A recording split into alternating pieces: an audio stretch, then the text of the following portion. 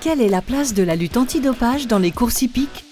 Avec près de 10 millions d'euros de budget annuel, la lutte antidopage dans les courses hippiques représente un budget annuel équivalent à celui accordé au contrôle de tous les sports réunis en France. Une véritable machine initiée au début des années 1970 et dotée de sa propre structure, le laboratoire des courses hippiques.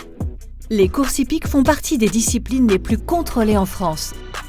Chaque jour, au moins un cheval par course est contrôlé et jusqu'à 5 chevaux pour le quintet. En plus, les commissaires de course choisissent avant le début des réunions une série de chevaux dont le sang et les urines devront être analysés. Au final, ce sont plus de 99% des courses qui sont contrôlées tous les ans. À cela s'ajoutent plus de 2000 contrôles inopinés dans les centres d'entraînement et les élevages. Au total, chaque année, ce sont près de 30 000 prélèvements anonymes qui sont envoyés pour analyse.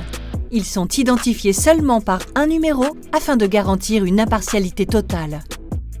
En cas de positivité, l'anonymat est levé par la Fédération nationale des courses hippiques en présence d'un huissier. L'identité du cheval positif est ensuite transmise à la société mère qui va ouvrir immédiatement une enquête. En 2020, seulement 0,3% des échantillons se sont révélés être positifs. Chaque cas positif fait l'objet d'une enquête permettant aux socio-professionnels impliqués de formuler ces observations.